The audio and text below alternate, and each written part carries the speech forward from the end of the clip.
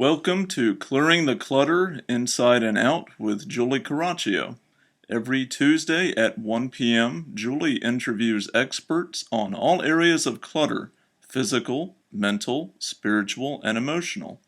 A clutter coach and professional organizer, Julie also offers tips to help you get clutter-free for a more joyful and fulfilling life. Today's show is sponsored by My Wardrobe Genie. My Wardrobe Genie is an easy, affordable way to organize clothes in your closet and make the clothing you want to wear easy to find in an organized closet when you want it. It means feeling good about what you select from your closet to wear each day. For more information, please visit allsetsolutions.com. Hey everyone, is your bedroom filled with clutter, or is it a place where you can relax, rejuvenate, and rest? Is it a place where you can share love, create love, or is it another headache? We're going to talk about tips today to help you let go of clutter in your bedroom and create a sacred space so you can once enjoy that wonderful area of the home. Diane Stadnyk is a trained professional organizer who works in Winnipeg and Southeast Manitoba, Canada. She's a president of the Women's Business Network, Southeast Manitoba, and an active member of Toastmasters International and Business Network International. Diane has several years of experience organizing homes, offices, and organization. She is well known for her practical and inspiring workshops that leave participants excited to take life and business to the next level. Her friendly and non-judgmental approach to working with people allows her to easily develop trust and credibility while working with clients. She enjoys public speaking and facilitating group discussions. In this way, she's able to share her expertise and organizing skills to help others succeed and thrive. Welcome, Diane. Thank you so much, Julie. I'm excited to be here today. Wow, she's a trooper, guys. You know, sometimes with technology, computers, and everything, we had some glitches, but we're ready to roll. But let's get started. I'm very excited. I think that I've seen people who their bedroom becomes overwhelmed with clutter, and it's not a place where they can enjoy things. So let's talk about that. How have people lost the loving feeling in their bedroom? Has it become a place of storage? What have you found? Well, I generally find with my clients, and I think in general, life tends to be speeding up. And a lot of times we come home, we're just rushed, and we live this hectic life. And at the end of the day, we just end up falling into bed at night, not really thinking about the kind of life we want to be living. We just get on this treadmill, and we just keep doing it day after day. We just go through the motions. But until we actually stop and think about the kind of life we want to be living and the kind of home we want to be living in, then we just end up, we just can't get off that treadmill. So what I do with my clients is help them to just assess their spaces, and especially love working in master bedrooms, because I think of all the spaces that I work with people, I think the master bedroom is a place that makes a really big impact on our lives.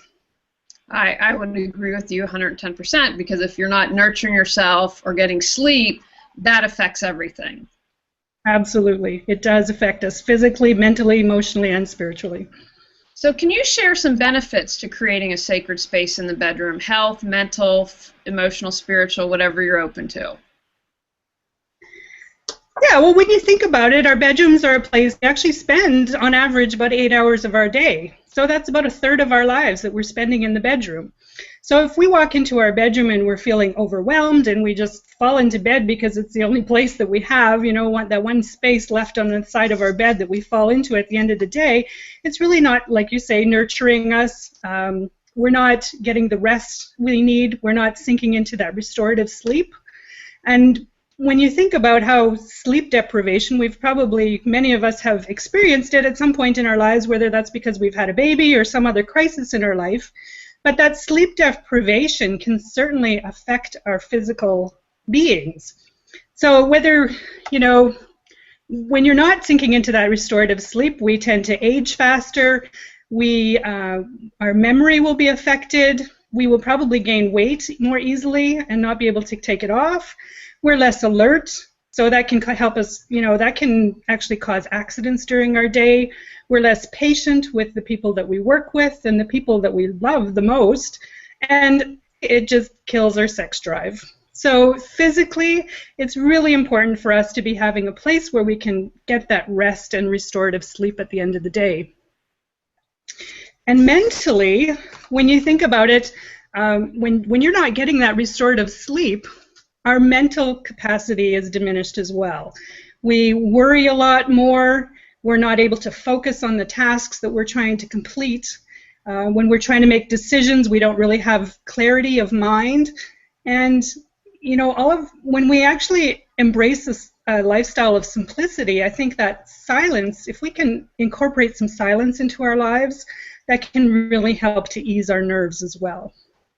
So definitely important mentally, as well as emotionally. When you think about if you've ever been sleep deprived, my first child was a colicky baby, so he slept maybe 2 or 3 hours at a time, and that was it. So sleep deprivation for me, it made me almost pushed people away from me because I was so tired and I just couldn't give any more to anybody else. So I would just push them away and I would want to be alone.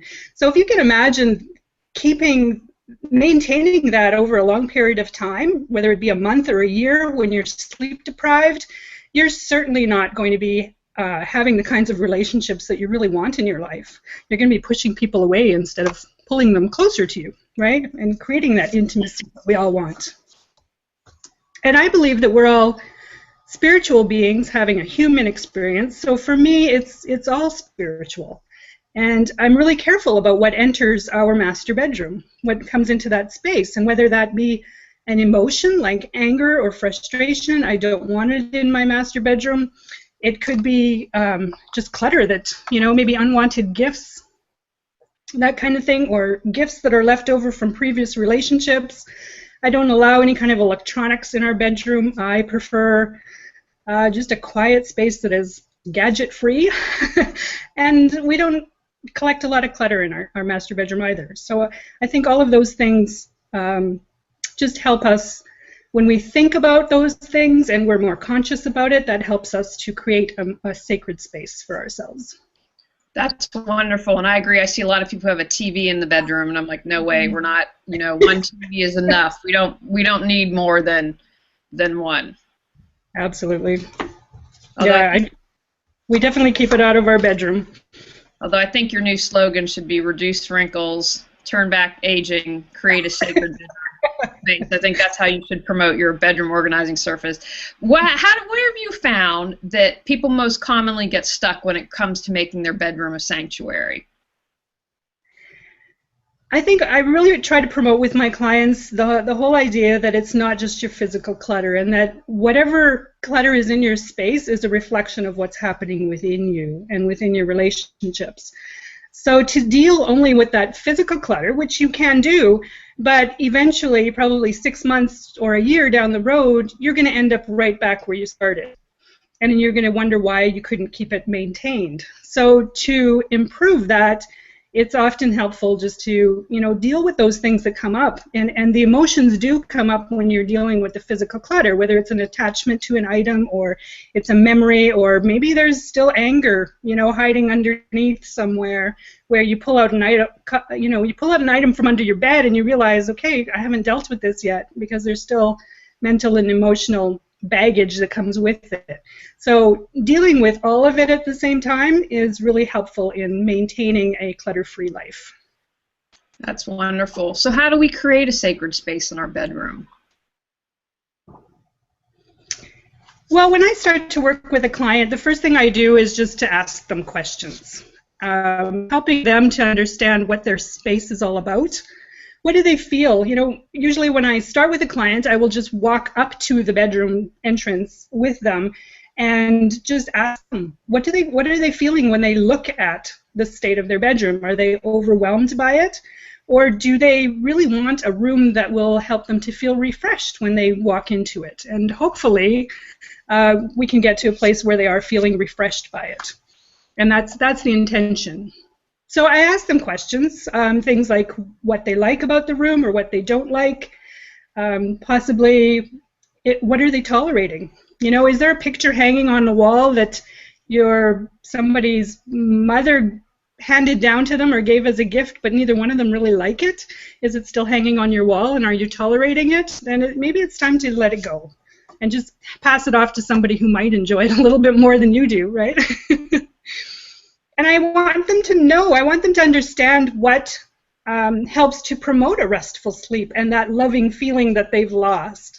what are things that they could incorporate into the room. So I help them to start creating a dream and a vision for what they want the space to look like, and that usually helps them to take the steps forward in getting there. And there are always things that will interfere with our connecting and communicating with our partners, right? Again, I mean, and I think if you're sharing a room with someone, as most master bedrooms are, I think that the space should be a reflection of both of you, not just one of you. So if you're thinking that, you know, you want floral patterns and lots of lace and pink colors and that kind of thing, might be great. It might be right up your alley, but your partner may not think so. So tendency is to kind of meet in the middle somewhere, right? I mean, your partner may have a totally different idea of what that space should look like, but when you're incorporating both of your ideas together, that's when you're also creating the intimacy in making those decisions together and creating a room that is you know, welcoming to both of you. So would you have any thoughts about someone that's single? Because I think, you know, I was single for a long time, and I think it's equally important to, you know, people would tell me in feng shui to create that space to bring in someone that you want. And, you know, we were talking about, if, you know, in your couple, that's great, but self-love is so important, and so many of us don't love ourselves and are unkind. So do you have any thoughts for single people? Right, absolutely. I mean, in our master bedroom, we have, you know, 2 matching end tables and 2 matching lamps on the end tables. We have photos of us sharing life together, but those things are just as important if you're single. To create that space, even in your closet, or making sure that the bed is pulled away from the wall so that you can have access from both sides. Things like that are, you know, just simple feng shui principles that you can incorporate into your bedroom. As well as, you know, another thing is not having a lot of clutter underneath your bed. That's a place where people tend to store things. Those bed skirts aren't necessarily our friends because they do just hide the clutter, right? They don't really, I mean, yeah, they look nice, but a lot of people just use it to hide the clutter that's under the bed. So just, yeah, incorporating those feng shui principles into your bedroom, and absolutely creating that space that says, I love you and I'm caring for myself, right? If you're by yourself in that bedroom, then just take the time to create a space that still reflects that restful and rejuvenated environment for yourself. Make it happen. What touches do you suggest to create ambience? Do you use aromatherapy candles? What are your suggestions? Yeah, when I think ambiance, I think, you know, I'm actually a very sensual person. I think we all are, but some of us probably know it more than others. I think of creating a space that touches all of your senses. And I know that when I was a child and I would go into a store, I'm a very tactile person, so I like touching things and feeling the texture of things. So for me, that's really important to bring into my space, because whether it be a nice soft blanket or satiny sheets or whatever it might be, I like that feel of things. So bringing that into your space is important, as well as, you know, yeah, like you mentioned, the scented candles maybe. If you're sensitive to artificial scents like I am, I tend to use just an unscented candle and drop a few drops of essential oils into it, or putting the essential oils into my bath at the end of the day, those kinds of things. Also, you know, just quieting down at the end of the day. We tend to create bedtime routines for our kids, and we think that's important. But yet when we get older, we forget how important that is to us. So I suggest that people just take the time at the end of the day, set aside an hour before you want to be asleep, and start to turn down the lights, maybe have a warm bath, listen to some soothing music, maybe just have some cuddle time in bed with your partner, and, you know, just share some pillow talk at the end of the day, read a book. Those kinds of things are really important to winding down and creating that environment where you can have a restful sleep. But what I also like, and I want to talk about rituals, because before we were talking, you said, oh, I want to add something about rituals, because my husband works a swing shift, and so I've adjusted. I used to be in bed by 10, and, you know, he's not home before 11:30, but it's very important for us to connect at the end of the day, check in, Okay, how was your day? How was work? And, even if it's for 5 or 10 minutes, still making that connection. What other suggestions do you have for rituals that you found to help bring back that loving feeling in the bedroom? Well, I think for sure you really need to connect with each other, whether it's just, 10, 15 minutes before you fall asleep or at the dinner table, wherever it is. But creating that time and that space for that connection is important. Like you said, just having that time to connect, that few minutes of conversation, whether that be when you're still in the living room or your head's already hit the pillow. I mean, I wouldn't. Obviously, you're not going to talk about anything, any major decisions while your head's on the pillow, but just to connect with each other and tell each other that you love each other. Maybe set aside some time for meditation or prayer. Even couples yoga is something or couples massage is something that's becoming more and more common. So just having those times where, maybe just a back rub or with some essential oil or just some non-sexual touch, whether that be cuddling or massage, those kinds of things really help to create that connection between the two of you, and just share a joke, share a little bit of laughter. It always lightens things up at the end of the day. And when you put your head on the pillow, the last thing I want to be listening to is the news, right? So that's part of the reason why I don't have a TV in my bedroom, and I don't watch news at the end of the day. I'll listen to it, but not just before I'm going to bed. So those are all things that can really help you mentally, as well as just growing that intimacy in your relationship. Yeah, one thing that we do is my husband kisses me first thing in the morning, just a quick kiss, and a quick kiss before we go to bed and before he leaves work. But it's just kind of this comforting thing, and it's non-sexual, but it's just a comforting thing. And I could tell you the one time I was busy at the computer working, and I said to him later, I'm like, you didn't kiss me before you left for work, because, that's so part of our routine. Yeah, and I've also heard people who maybe will kiss each other's rings, or just, clasp hands so that their rings are touching or something, just a reminder of that commitment before you walk out the door for the day. And at the end of the night too, it's kind of nice to go to bed knowing that, that your partner is there beside you, and even if they haven't said I love you, even just holding you in their arms says enough, right? So just again creating that non-sexual couple time. Now, how does rituals and creating sacred space in our bedroom open us up for more love? Well, I think it's something that has to start within each of us, and in our homes is the greatest place for it to start. I mean, if we want peace in the world, it really does have to start from within. So creating these kinds of sacred spaces and making our home a sanctuary where we come at the end of the day, and where we let go of all those worries of the day, and we come home just to be with our loved ones and reconnect. That's what helps us get through our days, gets through the tough times, gets through the crisis in our lives. And I think when that peace starts to grow within, it creates, it helps us to be more peaceful with our work relationships as well, and will spread into the world. But it also, that is ultimately so important for it to start within each of us, so that we can spread it out to others. I absolutely love that you said that, because the reason this is called clearing the clutter inside and out, because wherever you start, you're going to clear the clutter. But I believe when you let go of the clutter in your life, then you can follow your dreams, you can share your gifts with the world, you can share your passions, and as we do that, then we help each other, because as you heal, I heal. And if we start to rethink things in those terms, then that's a kind of a grassroots movement to change the world, in my view. Absolutely.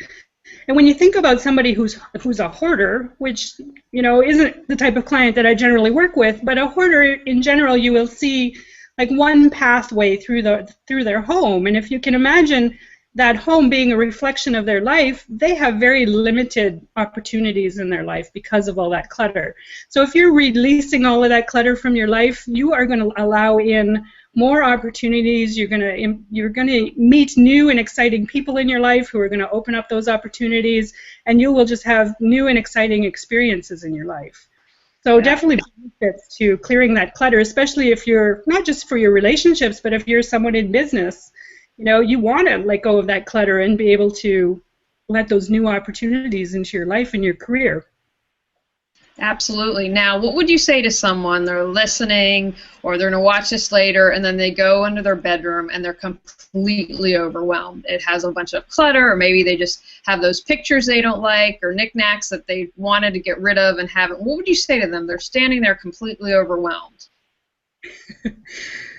Well, and you know what? I've walked into clients' homes too and felt overwhelmed myself, so I've had to walk myself through the process of just chunking it down.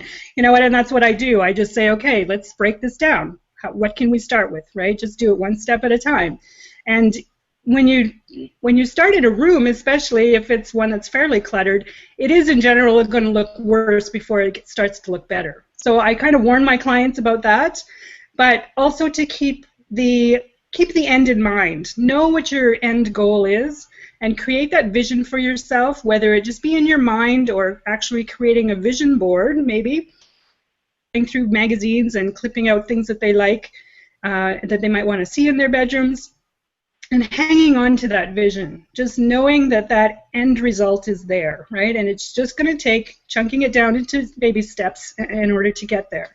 And you know what? Ask for help. If our taps are leaking, we don't hesitate to ask for help from calling a plumber, but yet somehow when it's the clutter in our spaces, we sometimes hesitate thinking that, oh, I should be able to do this myself, or I'll just get a family member or friend to help me, which might work, but there are times when a family member or a friend becomes challenging because they might not ask you the right questions, they might not push you as, maybe nudge you as much as you need to be nudged. So I think that actually having a professional organizer help you out can help in the sense that they offer an objective opinion, a perspective, and they don't have all that emotional attachment to the things. I mean, if you're asking your sister to help you out, she might have more of an emotional attachment to something than you do, so it's just going to create more issues for you, not less. So I think asking for help is a big thing, and it can be so helpful in our lives. That's wonderful. I agree with you 110%. Now, do you have any final thoughts on creating sacred space in the bedroom? Well, I think one of the things, I'm working with a client right now who has, she has some mobility issues, and she has fibromyalgia, so she can't work for a long period of time. We work for 2 or 3 hours at a time, and that's about all that she can manage. But what I'm finding with her is that we've cleaned out some garbage, we've taken out recycling, we've had boxes go out for donation, so we're making progress. But then I find I'll come the next week and she's gone shopping again.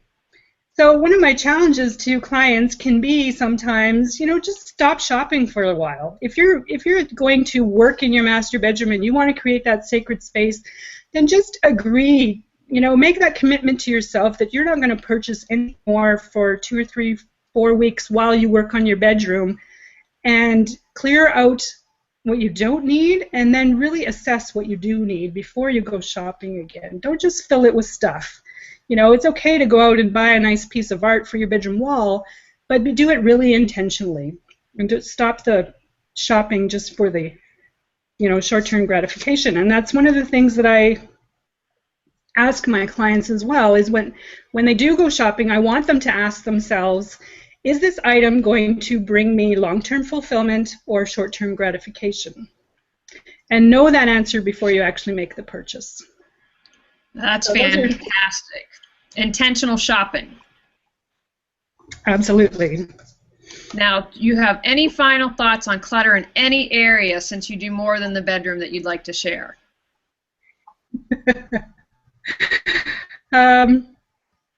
One of the other areas that I find is challenging for a lot of clients is that they go out shopping and they do all this bulk shopping for their kitchens, all this bulk food shopping. And it seems like a good idea because we're thinking about the saving of the money, but a lot of times it ends up creating more problems in our lives than it actually helps. So sometimes the dollar value isn't necessarily the deciding factor. It's good to save money, absolutely. I know we're all, on tight budgets. But when your space only allows for so much in your pantry or your fridge or your cupboards, let that be your guiding, what guides your decisions. So try not to do the bulk food shopping. Outstanding. Now, Diane, please tell people how they can find out more information about you, or if you have any books or any other good things you'd like to share. Yeah, well, you can visit my website and sign up for my newsletter. It goes out probably every 2 to 3 weeks, whenever I get around to it. You can also email me. My email address is Diane, D-I-A-N-E, at embracingsimplicity. And I do offer classes and workshops in the Winnipeg and surrounding area. And I do also have an estate organizing workbook that help my clients to get their important documents in order. I don't offer financial or legal advice, but it's a workbook that will help you just start the conversation with your partner, for one thing, and it helps you to pull together all of those important things so that you have them in one place, and kind of creates an executor package so that your executor won't be spending quite as much time trying to sort through everything should something happen. Excellent. I want to thank Diane of Embracing Simplicity. You've got a lot of great tips to clear the clutter from your bedroom today and to create that sacred space. So go out and clear some clutter and create the life you want, deserve, and desire. Thanks again to My Wardrobe Genie for sponsoring today's show. My Wardrobe Genie is an easy, affordable way to organize clothes in your closet and make the clothing you want to wear easy to find in an organized closet when you want it. It means feeling good about what you select from your closet to wear each day. For more information, please visit allsetsolutions.com. Thanks for joining us on Clearing the Clutter Inside and Out. You can find out more about Julie Coraccio and her services at reawakenyourbrilliance.com. We'll see you here next Tuesday at 1 p.m. Remember, the journey of 1,000 miles begins with one step.